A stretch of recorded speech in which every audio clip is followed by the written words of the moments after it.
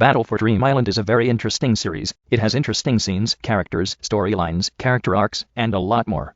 But BFDI has its fair share of people who prefer different things over the show, so instead I want to talk about April 2020 to April 2021, the 12-month period in which we all saw the show develop into something beautiful. But there are also a lot of questionable things that we saw go on during the 4th season's runtime. I feel like we all got so distracted by trying to keep gelatin in the game, that we don't realize the things about the show that made it memorable. But not always in a good way. Now, I have talked about many things regarding BFDI on my channel, whether those be good or bad. But as BFDI episodes kept releasing and the number of characters in the game decreased, fans got even more worried about their favorite characters staying in the game. And so did the creators, so let's discuss that.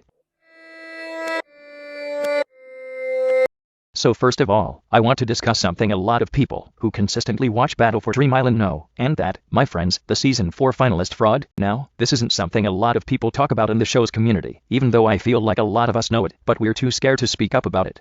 Basically, and this is kinda obvious, Jack and Jellyfy has a bias for flour.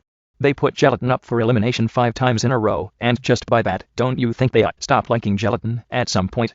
The whole storyline of episode 29, right before the finale, which was episode 30, was that Flower saved the show, and right after she supposedly saved Battle for Dream Island.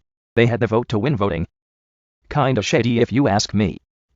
Next I want to discuss, possibly even worse than the other one, which is the characters altogether. The teams were just bad. You had fan favorites, like Leafy and Teardrop, on a team with undeveloped characters like Balloony. And a lot of arcs were rushed, like the one involving Fiery and Leafy.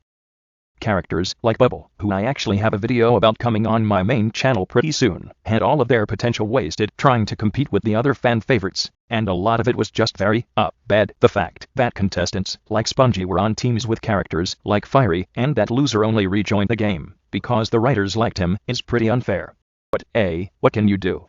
Now before this video ends, I do want to say that Battle for Dream Island is an incredible show. The time when episodes were monthly was incredible, and without it so many people, like me, would never have become BFDI YouTubers, so this is not a hate video whatsoever. That being said, the show is extremely shady.